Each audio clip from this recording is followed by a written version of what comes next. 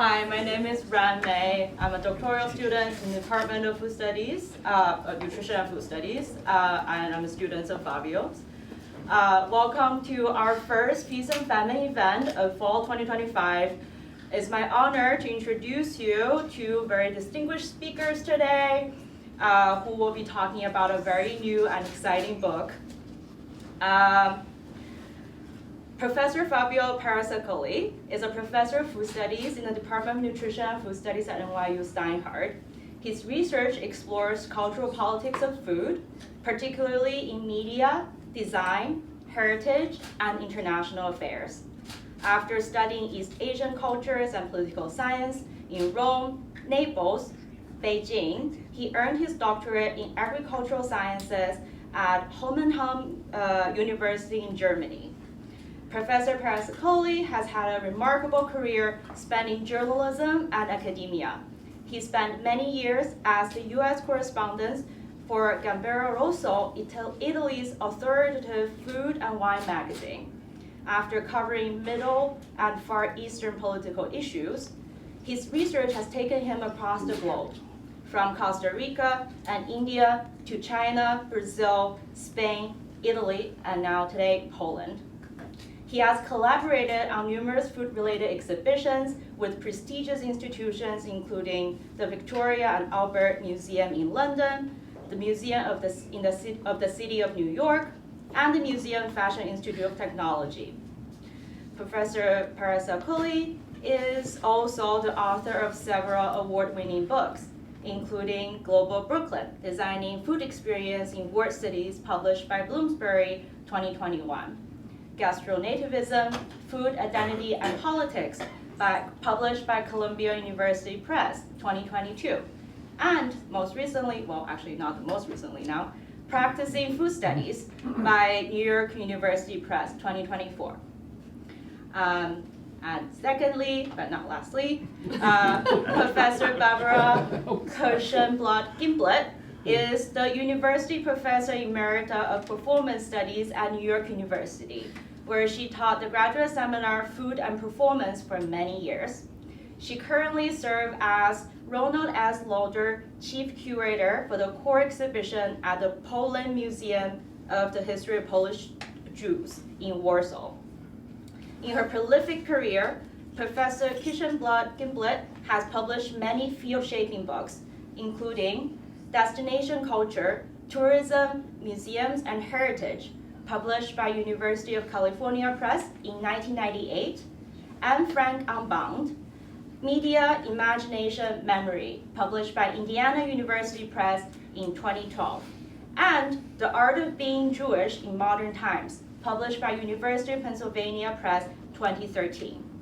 Her contribution to scholarship has been recognized with numerous prestigious awards, including the 2021 Lifetime Achievement Awards from the American Folklore Society, the Marshall Clare Award in 2015, and she was honored for Lifetime Achievement by the Foundation for Jewish Culture.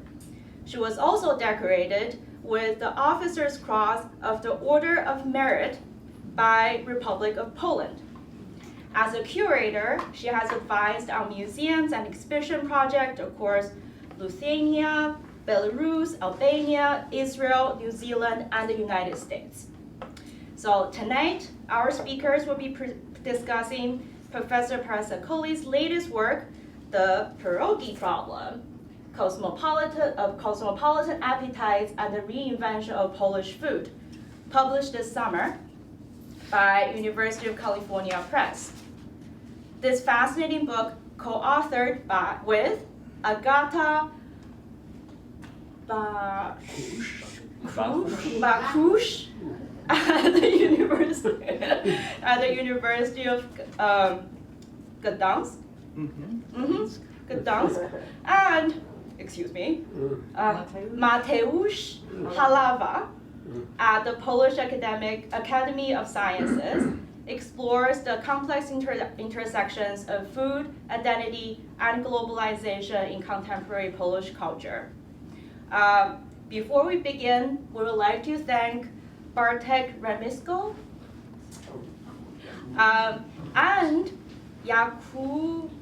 Jakub Szwelik, the new director of the Polish Culture Institute, New York, for collaborating with us on this event, as well as the Steinhardt Communication Offices for providing video recording services.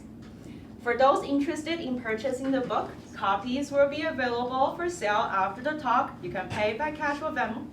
And for your convenience, restrooms are located down the hall or outside in the elevator lobby. So before further ado, join me for welcoming our distinguished speakers as they share their insight on this very important and timely work.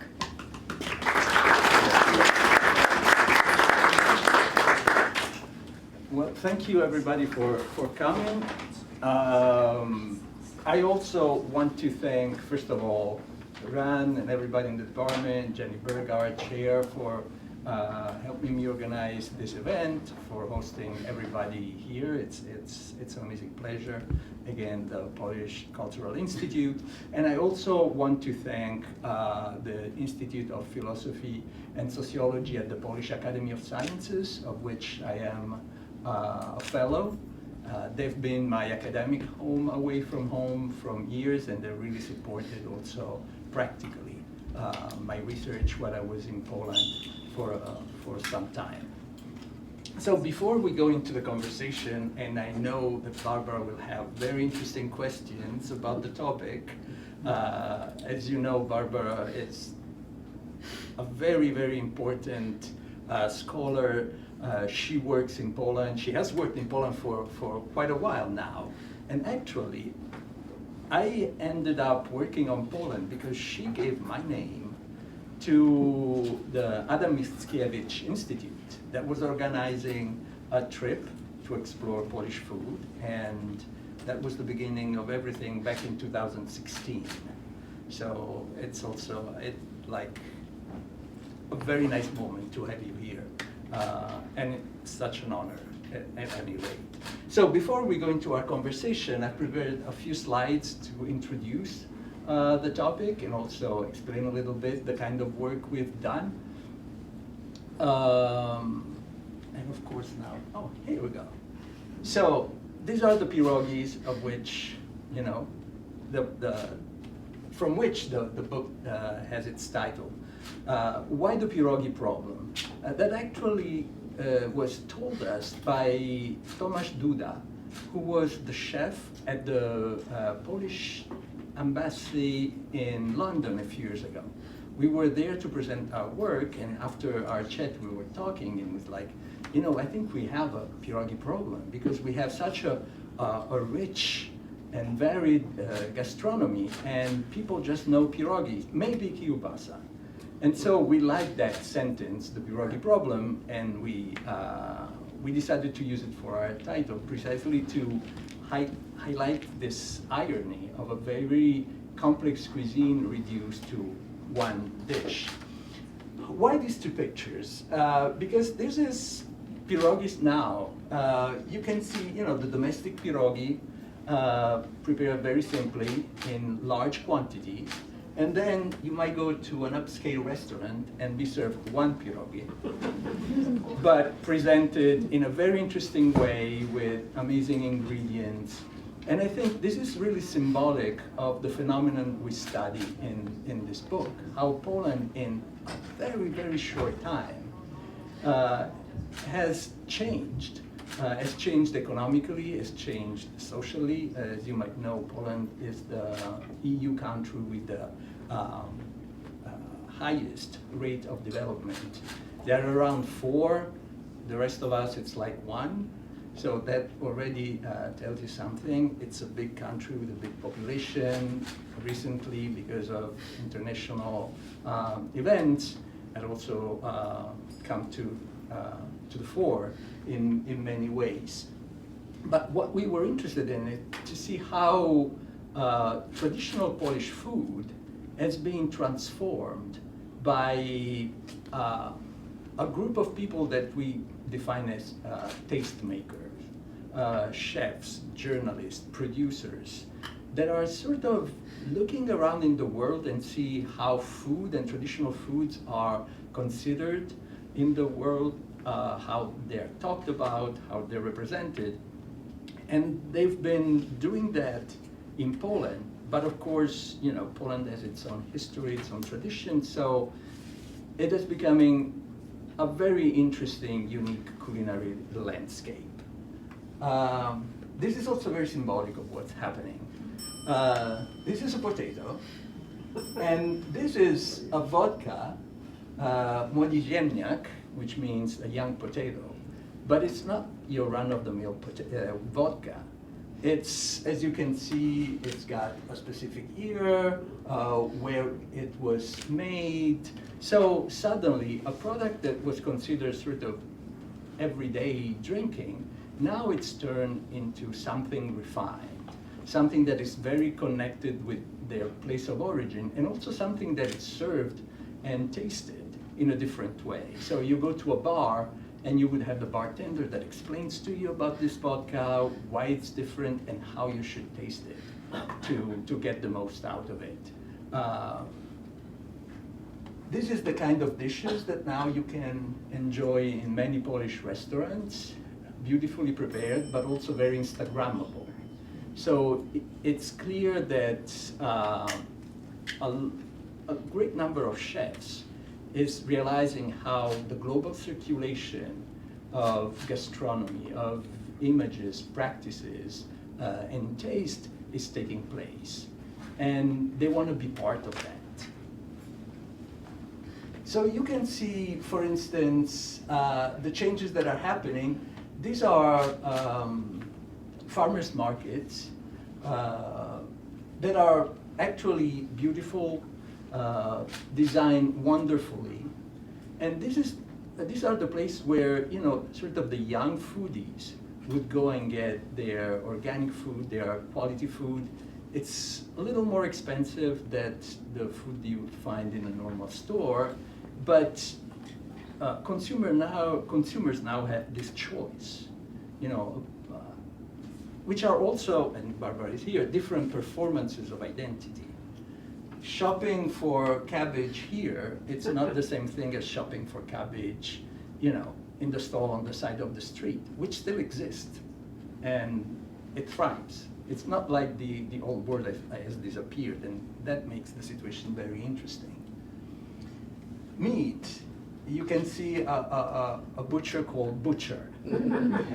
And you know, there is a lot of interest about different cuts, different ways of preparing meat, and you have experts, young people, that decide that it's worth pursuing a career as butchers, or in gastronomy in general. And this is also a big social change. Until a few years ago, cooking and food was something manual, was something of the people. Now you can express your refinement, your cultural capital, through work in food. You have places like this. These are beautiful coffee houses in Warsaw. I spent a lot of time in Warsaw, so I had the opportunity to explore quite a bit. These are cafes like we could find anywhere in Brooklyn. And actually, they became also partly the topic of my other book, Global Brooklyn.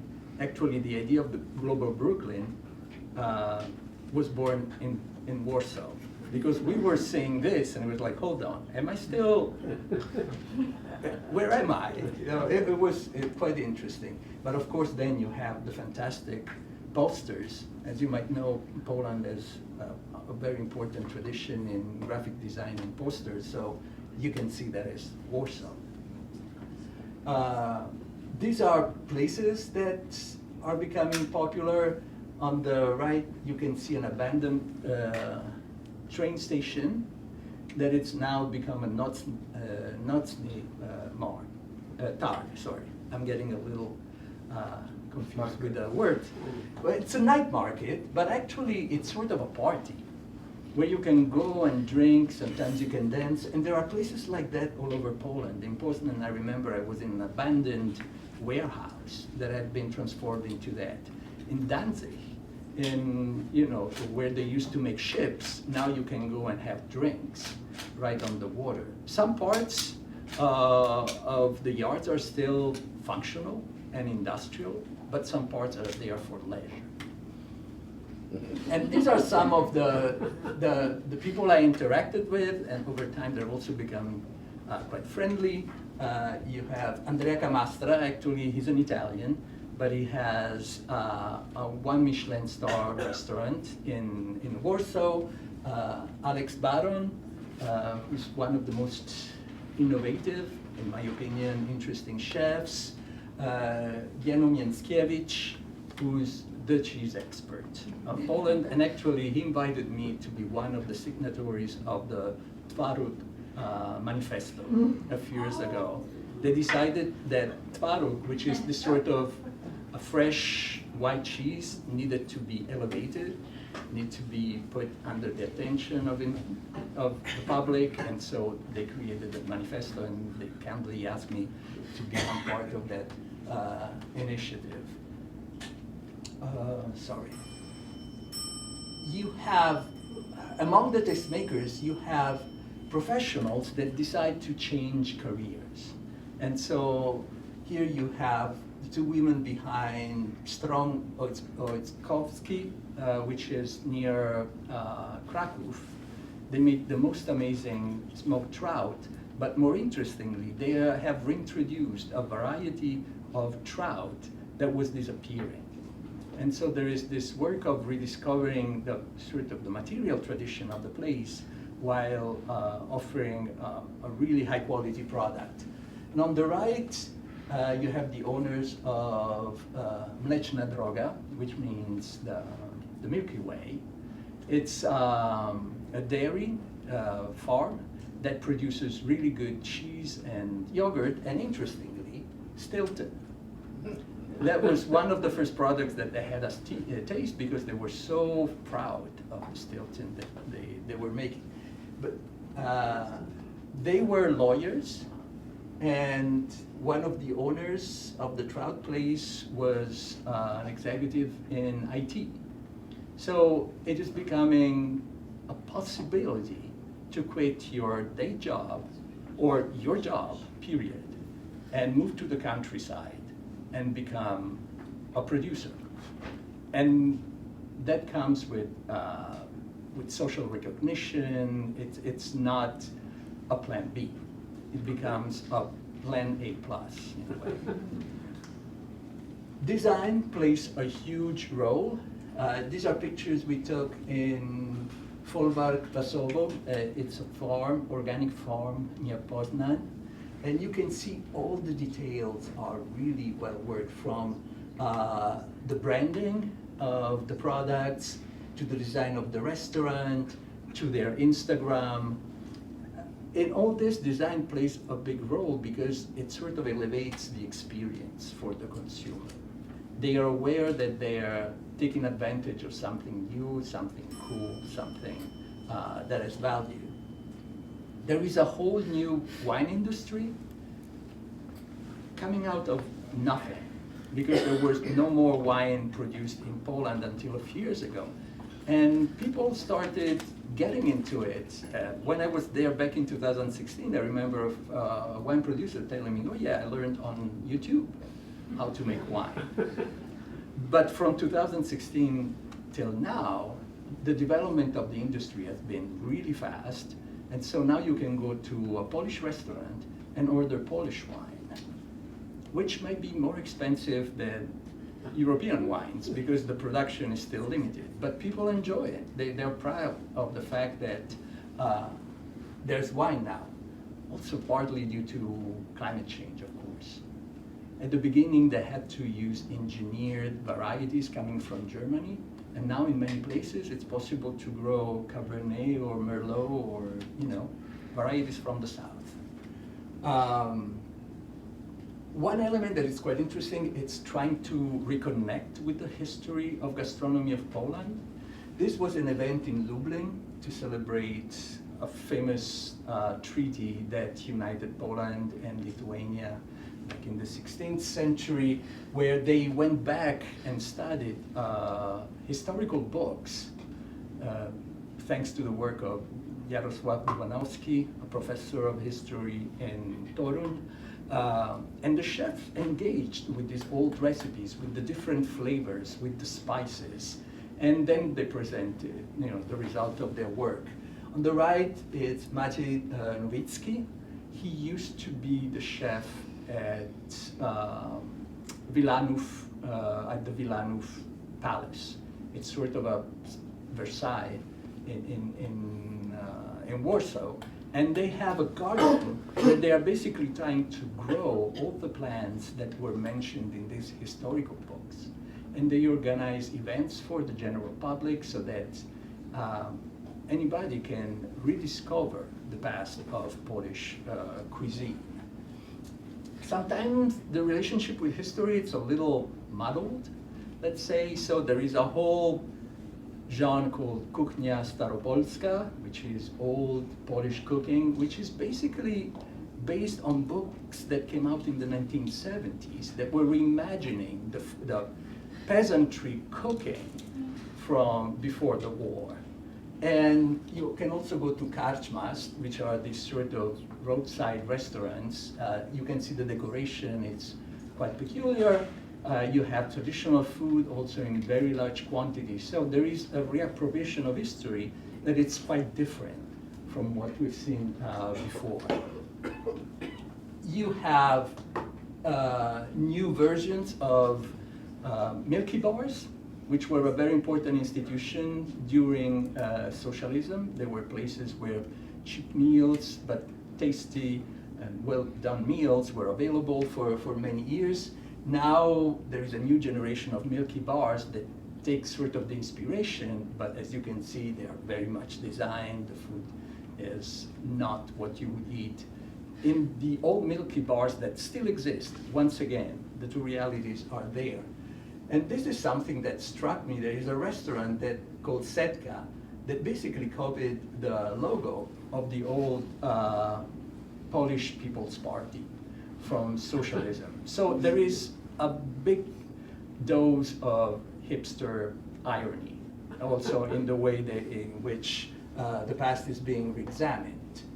That said, great traditions are still there. Foraging for mushrooms and berries, it's still very popular. Smoked fish, personally, it's one of the things I love the most. There, nalewki, which are fruits and berries left in alcohol and sugar until they become this homemade liquor. They are in sort of gray zones. Some producers are actually registered. The majority of nalewki are homemade, but nevertheless, there are competitions, regional competitions and national competitions. I actually was invited to be a judge in a couple of them. I'll tell you a little bit more because it was an interesting experience. And then there are sort of institutions connected with socialism that are still there but have changed meaning. On the left you can see a działka, which is sort of a little urban allotment where people used to grow food because they needed food. Now they have become a mark of having connections because they are so difficult to come by. And people don't really produce food there. They are there to enjoy. Maybe they do produce food, but the goal is leisure in many cases. On the right, you can see the famous słoiki, which literally means jars. And those in the past were a sign of connection with the countryside. And in the past, maybe your grandmother would send you products that she would make. And now they are embraced as a mark of authenticity. I still have my babcia, my grandmother, making food for me. But then you have the version by Alex Baron, the chef I mentioned before. A few years ago, he had an amazing restaurant called Solec 44, where he experimented with fermentations wildly, because he's an artist at heart, and so he goes you know, he can go a little crazy. But it was really, really interesting food. So once again, you have the fermentation made at home and a young, innovative chef using fermentation. Of course, because of this, food cannot be isolated from politics. Actually, I wrote about this in my book, Gastronativism. On the left, you can see Newsweek saying the meat problem of Poles. On the right, it's who wants to stop us from eating meat? And it's a new craziness of the left. So even something as simple as meat has become sort of the object of these sort of political debates. I don't know, Polish politics can be quite intense. There were elections a couple of years ago that changed government, but the tensions are still there. And I would like to finish with, you know, what it meant to do research in Poland. I found myself being invited as a judge in competition of food that I had no idea about. But it didn't matter. Actually, it was, for the organizer, it was interesting to hear the point of view of somebody that didn't grow up with that food and see if the flavors, the style, the quality could measure up with what happens in the rest of the world. So you can see the nalewka tasting, pierogi tasting, czarnina tasting. It's duck blood soup. I found myself gathering potatoes, and in a magazine, I also got a portrait, as you can see, which is, when I saw it, I laughed for like 2 months. But it was a very interesting process, also because I was working with Polish researchers.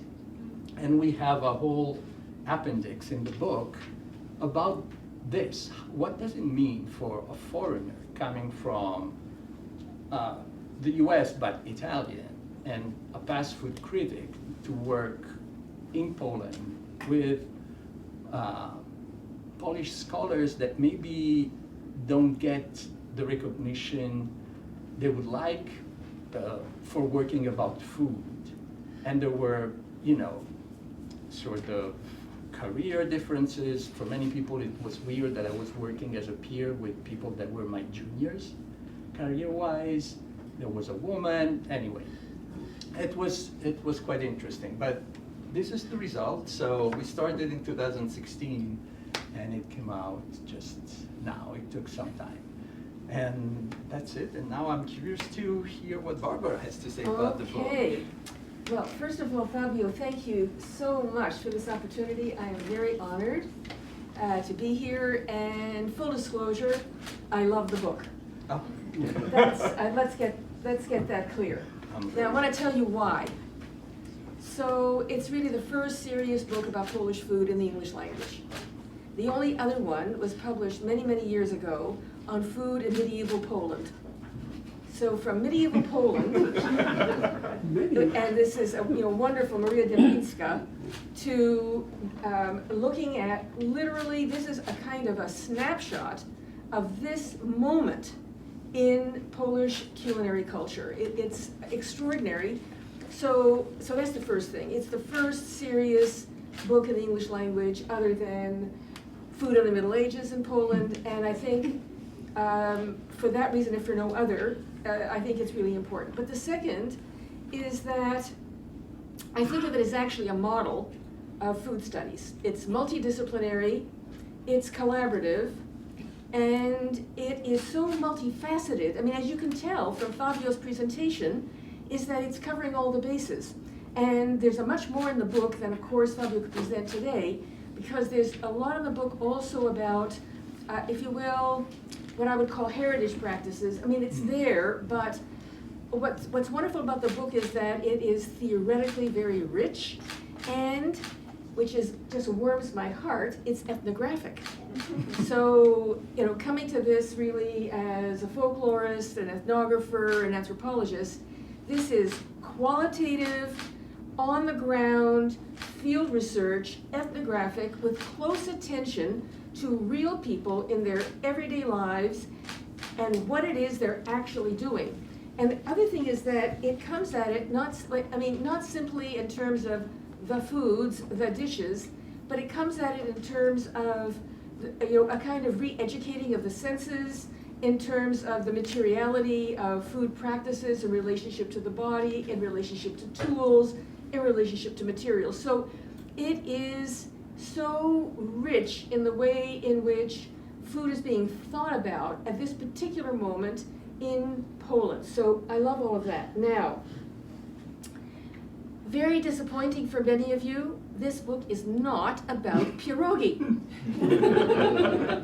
You may have come thinking that it was about pierogi, and then in social media when we announced it, people were saying, pierogi the problem, it's the solution. So I have a question we have to get out of the way. Okay, it's not about pierogi. Pierogi is the problem.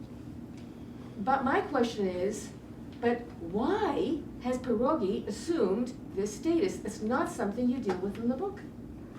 So it has assumed the status of symbol of Poland, I think mostly due to the diaspora, the Polish diaspora around the world.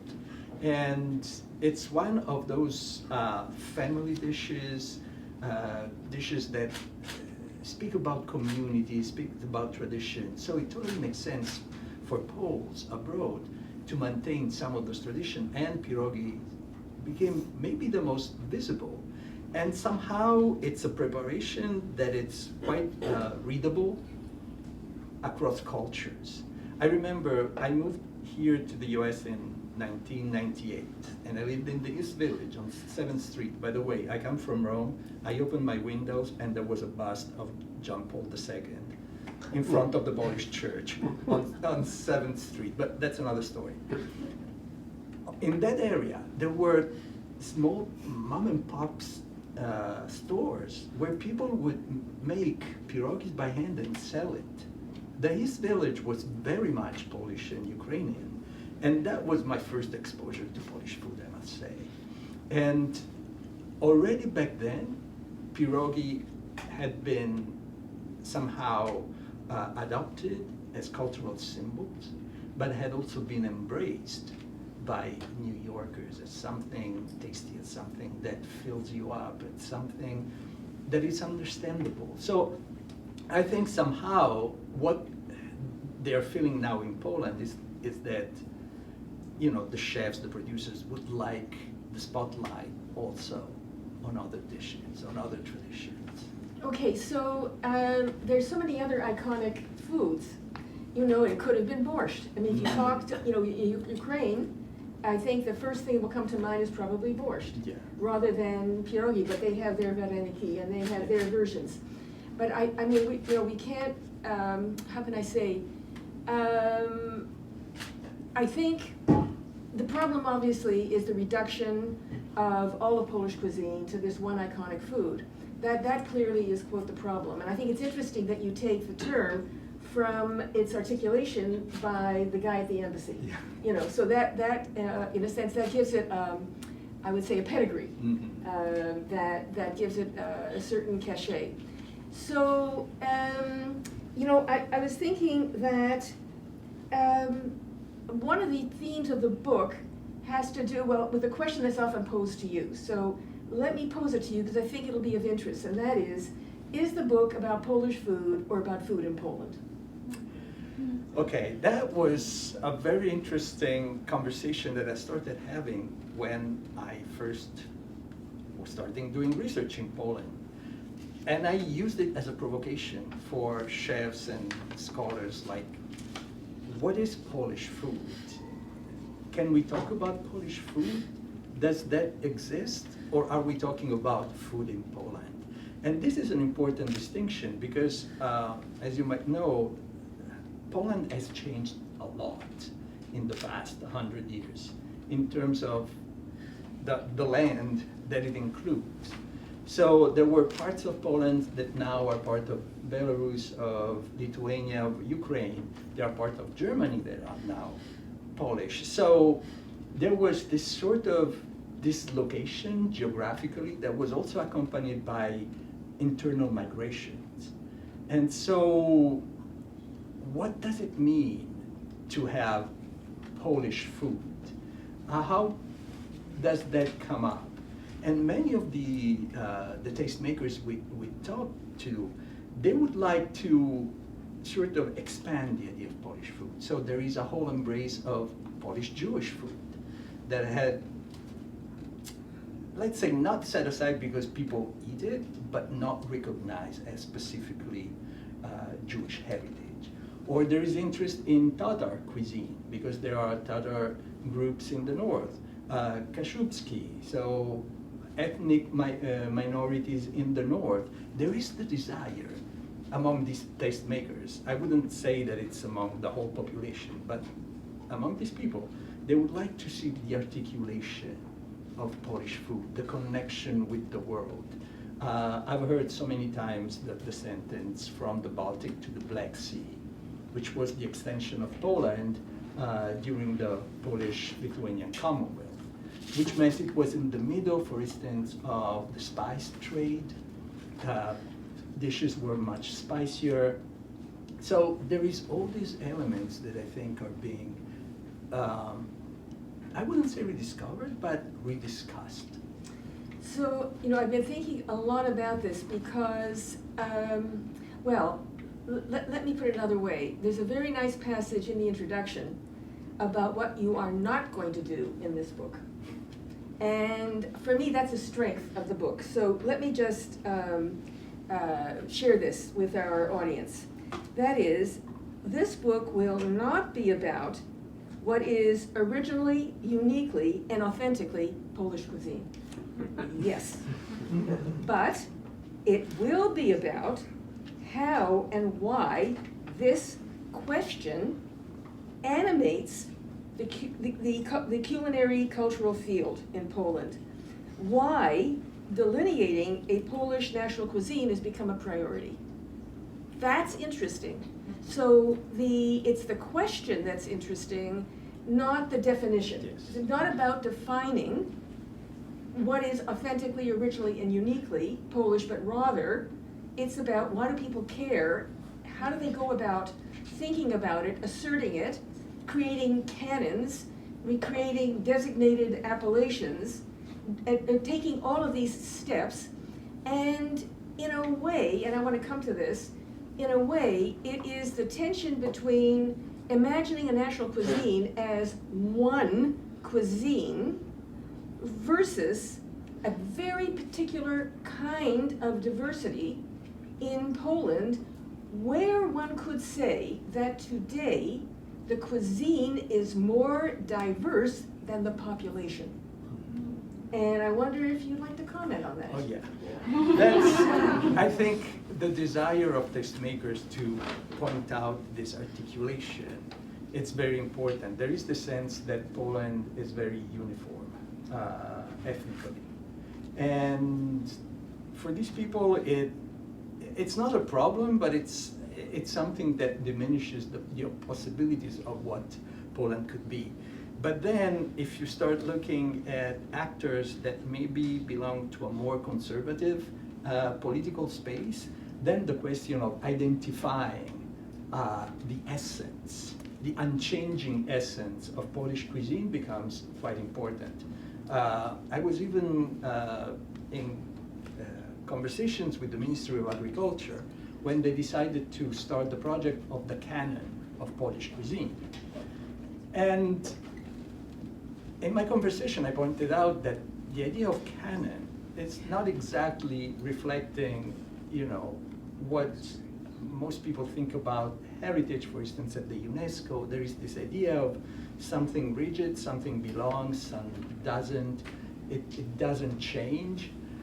But at that moment, for them, it was important to start this process of identifying this kernel, this unchanging essence of Polish cuisine. So I did not participate in the project, but many of the actors that might have also different political ideas did embrace it, because it was the first time that the national government was looking at food and food traditions in that way, and that became very important to them. But they were looking at dishes, not They at were looking cultural, at dishes. and not looking at, this is what you point out in Yeah. the book, and not looking at cultural practices, Yeah. meaning, significance. Yeah, it was just identifying this dish yes, this dish no, this dish yes. Essentially kind of like a cookbook, you Yeah. know, of recipes, basically, which is a much, I would say, very diminished way of thinking. So, I think, when I think about Poland today, I think of the post-war period as a period where, a period of the creation of mono-ethnic states, basically. And a period, with the Holocaust, Jews basically disappear, except for a relatively small, I mean, there were 3,300,000 Jews in Poland, 90% of them were murdered. Today, there are tens of thousands, maybe hundreds of thousands, but not 3,300,000. So you have a whole population and its entire culinary culture vanishes with them. But at the same, so essentially mono-ethnic except for this influx of Ukrainians and also Vietnamese. Vietnamese, the biggest immigrant group other than the recent, this is from the 70s, it's from communist Vietnam, it's like another whole story. So, but I think, when I think about diversity, I think of it in a couple of ways. And one of them is, and this is very much a topic you take up in the book, has to do with thinking about regional. And thinking about regional in two ways. One, internal to the borders of Poland today, and one, regional that escapes the borders. Because so much of the culinary culture that we associate with Poland, and I don't mean it as a unitary culture, but so much of whatever it is trans-regional. I mean, or it's transnational, or it's regional in the sense of ethnographic regions, not regions within a political entity. So I think, and when I think about it, there's another whole conversation, but the best example I can think of is gefilte fish, but we'll leave that for another conversation, because what you have is you actually have minority groups that have their own ethnographic regional configurations. But, and this is something you deal with, what is so interesting is that historically, the territory of Poland today is made up of parts of the country that were once, for almost 120 plus years, part of the Austrian Empire, the Russian Empire, and the Kingdom of Prussia. And that has actually created a kind of historical, historical diversity. And I mean, maybe you would want to comment on that. So, the fact that the country was basically dismembered, it was divided in three parts and attributed to the nearby empires, has had a huge impact on the economic and social development of these different regions. And of course, that had an impact on how the food system developed in these different regions. So there is this element. On top of that, then there has been the attempt during the socialist times to create sort of a diet that was not connected with regions, because so many people had been moved around, but it was focused on the fact that everybody needed to have enough to eat, which was a huge advancement, because for centuries, Polish farmers were not well nourished. So you have all these different layers, but now you have the desire of rediscovering regional traditions. And there are still elements of that. But the way they are being reconfigured is very much also influenced by how the global culinary discourse talks about regionality. It's a mark of authenticity. It's a mark of quality. And that's what the tastemakers, the chef producers, the media personalities are trying to do right now. Well, you know, it's also interesting because during the period of the Polish-Lithuanian Commonwealth, so 1569 to 1795, this Commonwealth was the largest country in Europe and perhaps the most diverse. And it was because it encompassed not only Poland, Ukraine, Belarus, Lithuania, Latvia, parts of Russia, and in a sense, and it was diverse in terms of religion, culture, and in every other way. So that, but I think what you've expressed here and what the book does is to capture the degree to which some of that diversity actually persists in the, well, not only, basically persists in Poland today. Okay, so now let me go to something that, well, let's do this. I'm interested in how the book deals with tradition. So I have my favorite bugaboo, and that is Hobsbawm, and Eric Hobsbawm and Terence Ranger wrote a very, very influential book a long time ago called The Invention of Tradition. And the idea is that there are claims to, there are practices today, and there are claims that they are very old traditions. And the best example they give, which I really like, is that, and they say that the modern Scottish tartan and kilt don't go back centuries as claimed, but were invented in the 19th century. Great, but what's the problem with this model? And the problem with this model is that it's all about debunking. It's about debunking claims to tradition that have no historical basis, and of course, to their credit, they're very interested in why, to what end, and with what impact. Now, no doubt there are invented traditions in exactly the way that Hobsbawm and Ranger think about it. But something profound is totally missing from a kind of debunking approach to these practices. I'm not sure what would be, I'd be interested actually, what are some of the invented traditions? Can you think of ones for Poland? I think the fact of projecting back in time, for instance, the fact that meat is central in Polish cuisine, and we know historically that that's not the case because very few people had access to meat. But those political discussions I was mentioning are based on the assumption that Poles have always had access to meat, and you have to have meat to have a meal. Well, if you think already in the 70s, we know very well that that was not the case. But also, you point out that, and certainly in the early modern period, and presumably the Middle Ages as well, that the number of fasting days, Yes. I mean, people were fasting all the time. So, that definitely, I think, supports what you're saying. So, what I would propose as an alternative to this, I think, cynical approach to tradition is to think, and here I'm inspired very much, and you mentioned this earlier, by UNESCO's Intangible Heritage Initiative with all of its problems, and we know it's got a lot of problems, but I would propose that heritage is a mode of cultural production that produces something new that has recourse to the past. But it's not about making false claims and debunking them.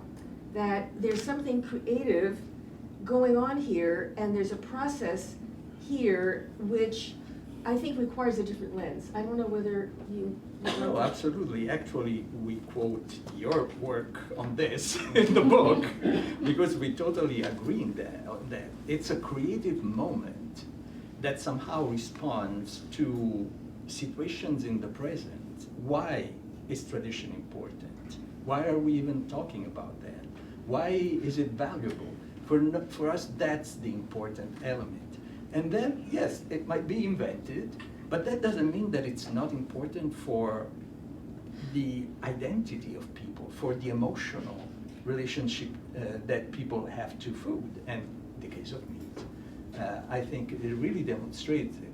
So absolutely, I agree with that. The debunking in itself doesn't bring anything.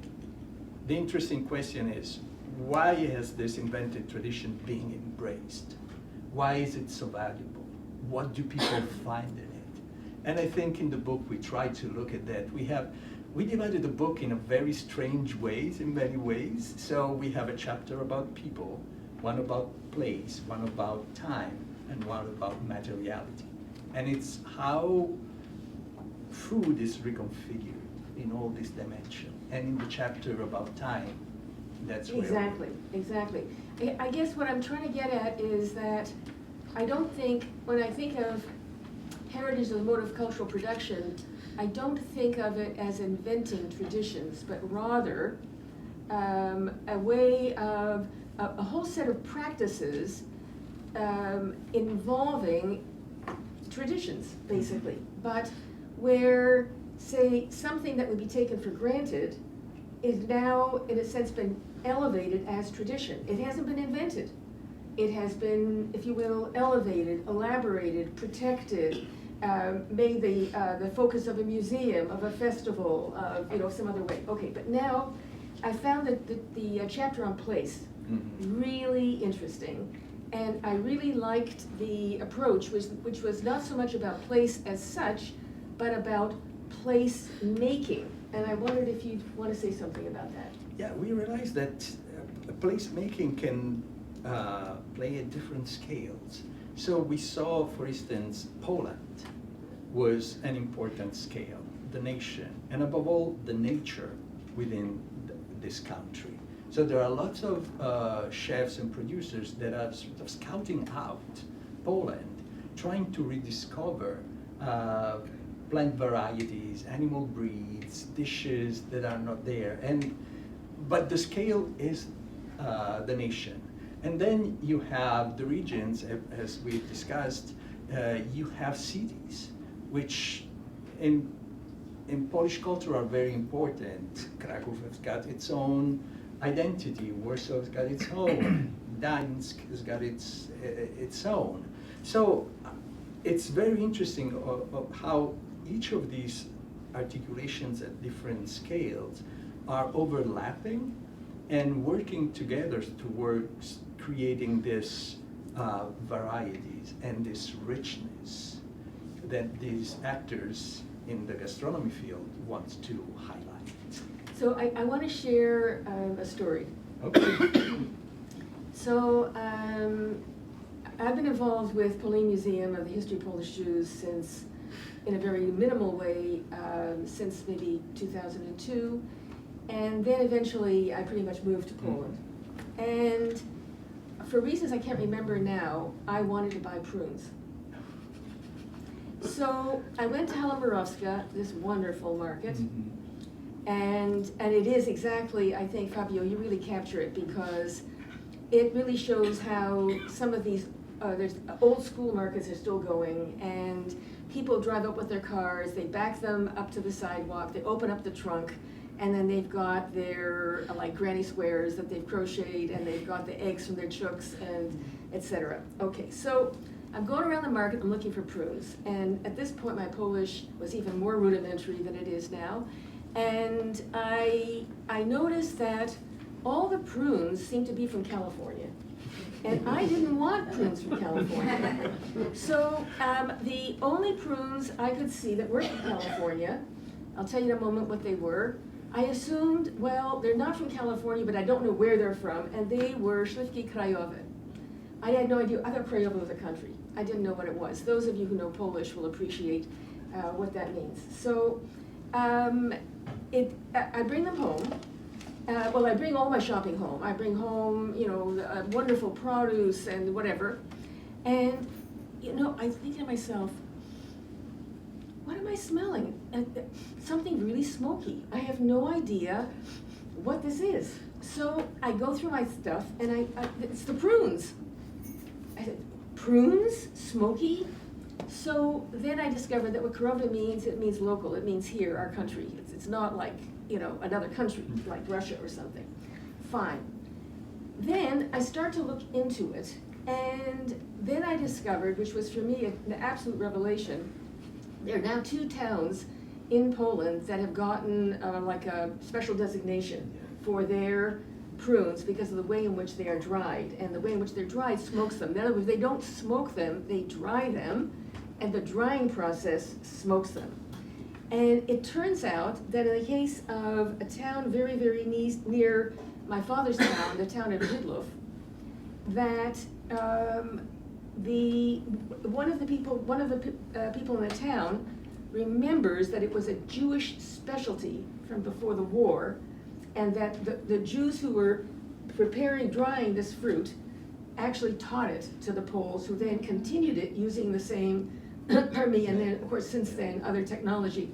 So, all of a sudden, these beautiful, shiny, big, succulent, smoked prunes, they became so important to me. I can't even begin to tell you, like, they will stay with me in my memory forever. So, I mean, I think that this goes exactly to your argument in the book, right? Yeah, yeah. And I had a similar experience with a jam that they make with these prunes. And it needs to be cooked very slowly so that it takes this smokiness.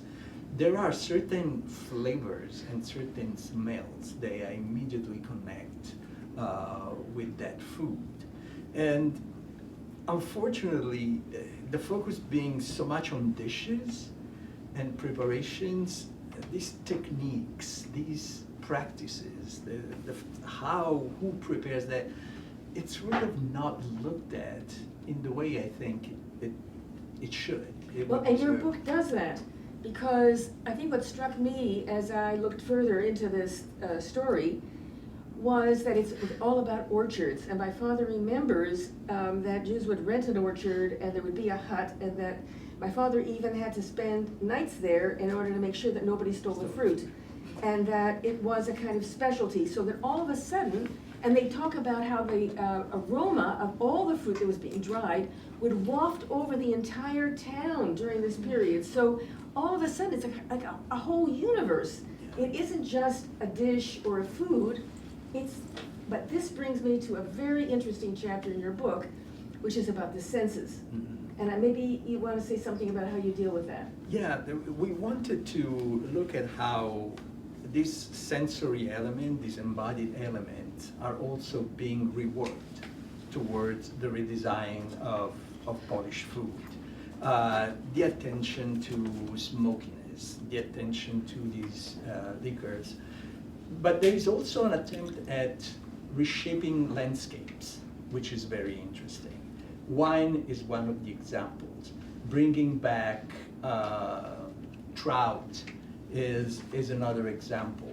So it's not only sort of the discursive elements, how people talk about food or think about food, but there are really attempts at changing the soil to a certain extent, or making the soils do different things. There is a lot of attention towards fermentation. Now, sourdough bread is extremely popular. And there are people that go around Poland teaching the newer generations how to do that. Interestingly enough, they all have learned how to make that kind of bread at home during the socialist years. So in a way, this period that very often is demonized as the time where all traditions were killed, in reality had been an incubator of the traditions and the practices that we see today. But these attentions to fermentation, so cheese making, these nalewki liquors, all these elements have a very specific way of creating a category of taste that can be easily recognizable. At least for me as a foreigner coming there, and for that it was interesting to work with two Poles that were much more attuned to that. And so we had lots of exchanges about what does Polish food taste like to you compared to what it tastes like to me, and we try to translate this conversation also. Well, I think what I liked so much about the chapter on materiality and the senses was the idea that these, and first of all, tastemaker is a core concept in this book, and it's very clear also from your presentation. These are real agents in this culinary world. And one of the things they're doing is, I would say, educating the senses, making them more discerning, more open, and really enlarging, not only enlarging sensory experience, but also in the ability to discern, and also to develop a language for talking about those experiences. That's really new. Yeah, I saw that happening in the Nalewki contests, because it's a very homey, very common drink, but there was no specific language to talk about it, and also to judge it. When it's bad, when it's good, what are the characteristics of the good ones? And I saw this conversation taking place because they were also thinking, well, we can talk like that about wine, about beer. Why can't Nalewki. Nalewki? So they do this, but that also creates sort of a barrier to entry to people that do not own that language. And so you have a category of experts that are redefining categories of taste, but then lots of people are kept at the margins of that. Right, and you actually, I think that the one of the strengths of the book is looking at issues of class, of I would say what you call food wars, which are very interesting. So let me go to my last question, then I would like to open it up for discussion. And there was a very interesting term, omnivorous culinary cosmopolitanism. It's a good term. It's a very, very good term. Omnivorous culinary, let's say cosmopolitans. It's a good term, but there's another term that, how can I say, I don't like it. Okay. Foodie. No. So, I went to the OED. I decided, let's get to the bottom of this. Where does this term come from, and why don't I like it? So, according to the OED, the term foodie first appears, now of course, they don't know if it first appears, they just haven't looked hard enough, but let's say it first appears in 1980 in New York Magazine, of course. It's you know, muzzle tough, so it's slang, it's colloquial, and it is defined as a person with a particular interest in food, semicolon, a gourmet, not the same thing at all, sometimes distinguished from gourmet, thank you, as implying a broad interest in all aspects of food procurement and preparation. But why? I don't like it because I think it trivializes serious interest in food. And I understand that this term now has a pedigree because it has been given theoretical and analytical power. I can't believe it. And by Canadians. Oh, that's even worse. And I am a Canadian, in case you didn't know. So there's this book called Foodie. I know. That has become sort of a very important book in food sociology. And so it has become a concept with a pedigree and has specific meanings. This element of omnivorism is very important. So if you are in the know, you are a connoisseur, you can go from the lowbrow to the highbrow and know the little mom and pop's place, but also be comfortable, one Michelin star. And not everybody has got the cultural capital to do that. So there is this impression of democratization. Oh, I can eat low, I can eat high.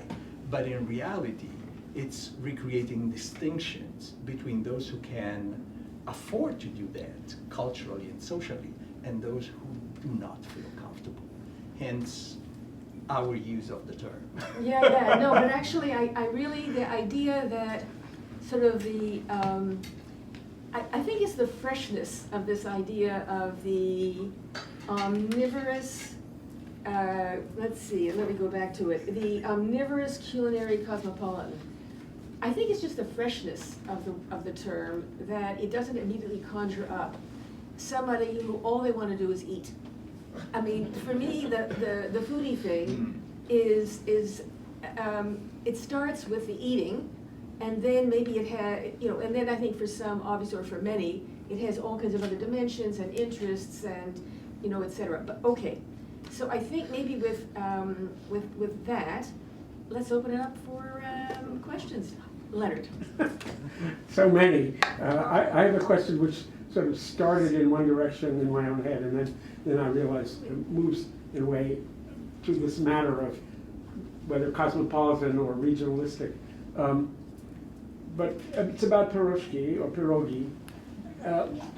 If you go away from the particular and say empanadas, crepe la ravioli, you know, the internationalizing question is to say why? What is the magic of putting, you know, some shop meat inside a piece of dough? And you know, it's actually the opposite of localism. It's something universal. I forgot about quote. We could spend the afternoon. I think at the same time, it's the particular expression of a universal practice, which is to put stuff in a dough.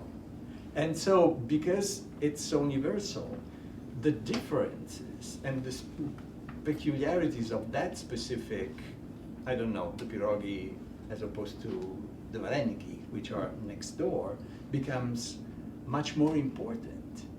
Because without those little differences, it would be the same thing. Why does everybody have this, though?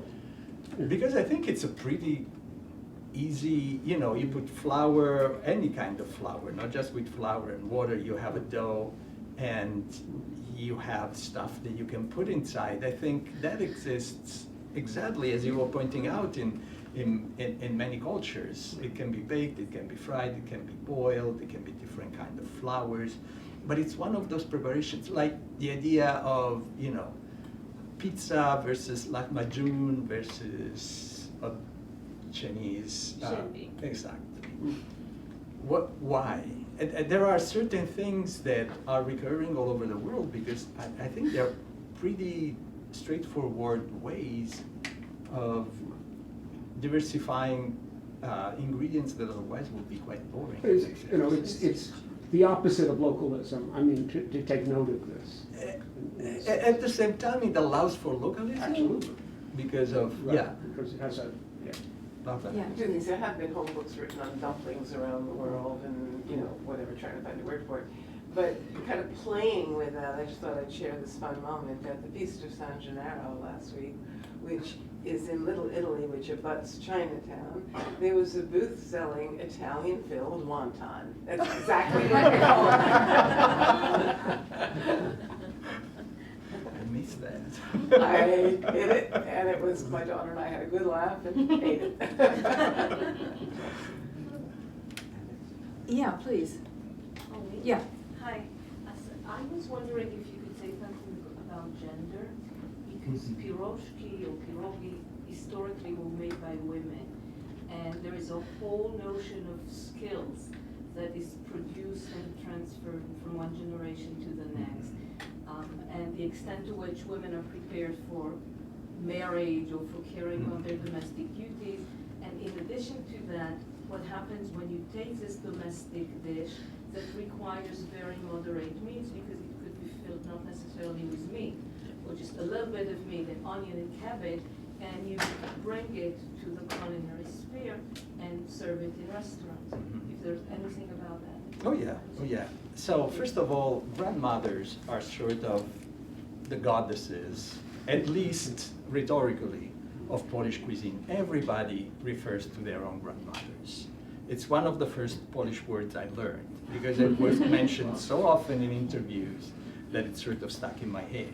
So there is the awareness that these practices are really connected with domestic traditions and women's traditions. Even the big chefs that now interpret pierogis in their restaurants still make reference to their grandmothers. Oh, I've learned how to make the dough this well because that was my grandmother that did it like that. Which is also very universal, because it's probably Palestinian Oh clothing, yeah, Italian. it's everywhere. But what's happening now, it's when pierogis goes from the kitchen table, the domestic kitchen table, to the two Michelin star restaurant, they're being transformed in terms of the quality of the flour, the quality of the fillings, and they're very eager in serving you less pierogis because at home you would get them out. So what you're having at the restaurant, having 2 or 3 pierogis or 1 in a dish, it's meant to draw your attention to how different that pierogi is, while at the same time embracing this long tradition. Thank you. Yeah, please. The gentleman? Yeah. So I spent some time with some of these omnivorous culinary cosmopolitans in Poland, and I found this tension between wanting to correct for the communist influence on the cuisine and kind of go back before communism. And an example would be cream sauce on stuffed cabbage, as opposed to the sweet sour tomato sauce.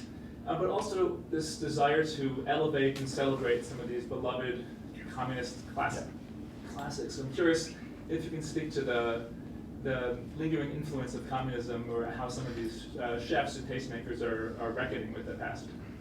Actually, I have an article that I wrote with Agata that's coming out on the New Lines magazine soon about this topic. There are many, many elements that are rooted in the dietary and nutritional habits that developed during the socialist years. But sometimes there is a difficulty in acknowledging them because those were the bad years. So there are desserts that are still very popular that started in those years, cheese brands that started in those years, and everybody loves them. And let's say there is the intellectual knowledge of the connection with socialism, but also the emotional desire of separating it. And to do that, very often they are referred to pre-socialist traditions. So what the socialist factory did is just taking a pre-existing recipe and mass produce it, which is still what you eat now. But there is this desire of using history and time to give it another meaning. But also, I think you talk in the book about a certain nostalgia Yeah, for that socialist period. nostalgia that And needs to- irony, I mean. Exactly, needs to be filtered through irony. The Secta restaurant is an example of that. We have somebody in the back. Yeah, in the back. I just wanted to say that this accent is from Poland, Oh, and I'm very grateful for this. My friend brought me here, and I just never looked at Polish cuisine from your perspective, and it just opened up my eyes so much. And I have two questions. One is, what's your favorite dish in Polish cuisine? And another one, where can I find a list of restaurants you love so that I can go when I visit? first question, żurek.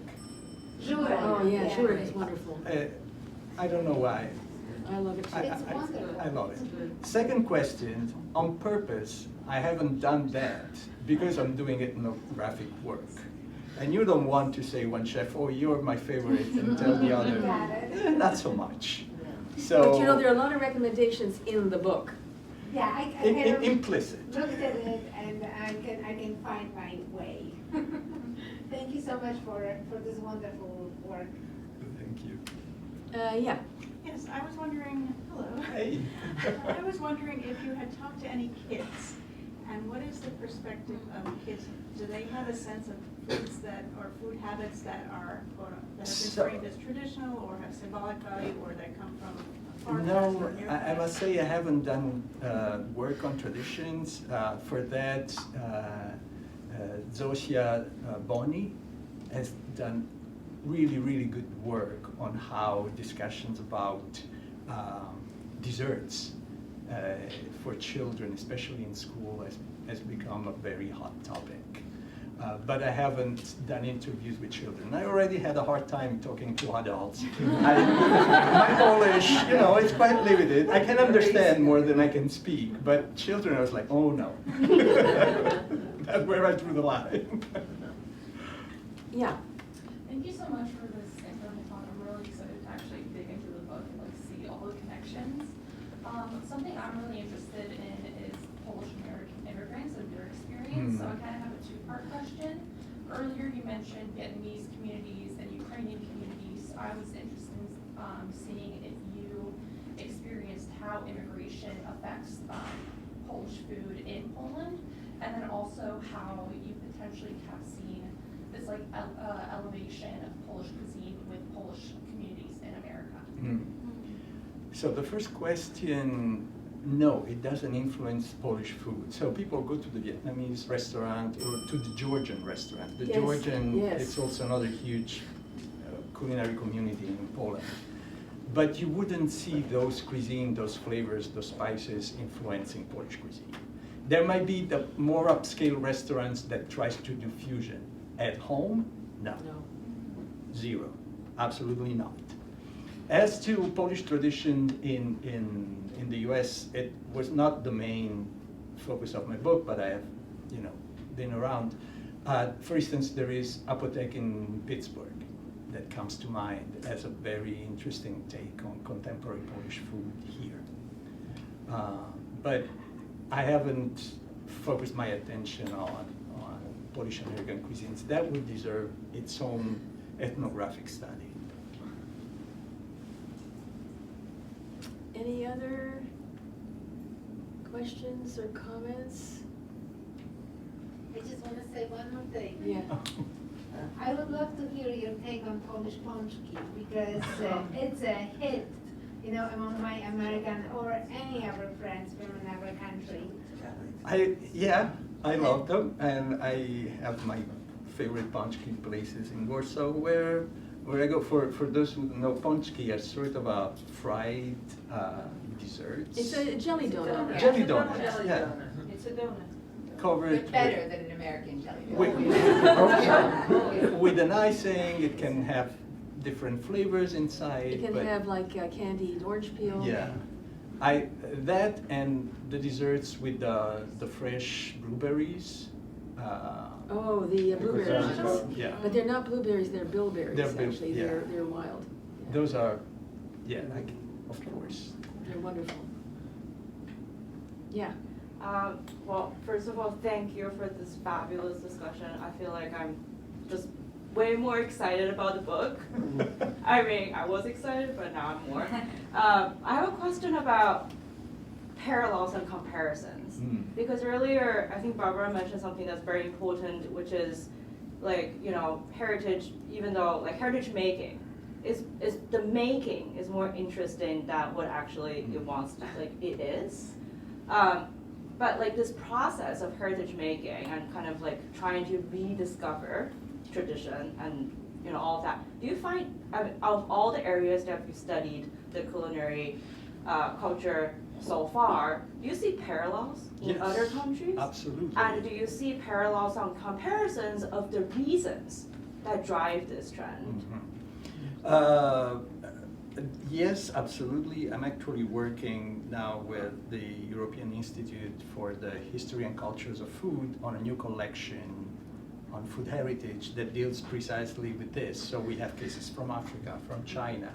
China just had the tea culture recognized by UNESCO. So yes, it is everywhere. And it's everywhere because of the visibility that food has taken in public discourse all over the world. I mean, again, the cosmopolitan circulation of values and images, it's very important. You know, what slow food was doing in Italy in the 80s happened here in the 2000s, and now it's sort of all over the place because there is this circulation.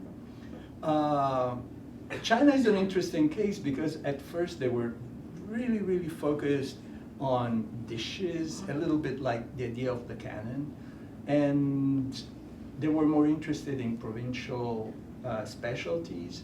Only recently the government has sort of embraced the UNESCO approach to heritage, and they managed to get the tea tradition in it. There is also this desire of drawing attention to one's national culinary traditions for many reasons, economic reasons, cultural prestige reasons, but also tourism. There is the idea, if you highlight, you know, food specialties, there are people that travel for food, which is a new category of tourism that will come. And these people are people that are ready to pay, and they travel well. So it's very interesting for a national government to sort of also attract those people. If I may add, you know, coming back to plums, that actually in the case of one of these towns that got the designation, I found it very interesting that they have a prune tourist trail between, well, I have a thing with plums, so okay. A prune tourist trail between local plum orchards and fruit kilns. There are 677 fruit kilns in this region, all designed and constructed by local people in a style adapted to the local terrain. The oldest is 100 years old. I'm signing up. I think I mean, really, that's incredible. That's incredible. And the thing is that, in a way, I think what that does is to leverage a certain continuity of cultural culinary practice, to leverage it in a way that makes it into heritage. It didn't invent it, but by that kind of, by whether it's a museum or a tour, a heritage trail, a festival, what it's done is to convert something that you might have taken for granted, that might have been second nature, and you have, in a sense, applied a set of practices to it that now nothing is ever born heritage. That's the point. Nothing ever starts out as heritage. Yeah. It has to become heritage, and this is a wonderful example. What can I say? So unless there's another burning question or brilliant comment, I think we're going to thank Fabio. Thank you. Thank you for this wonderful book.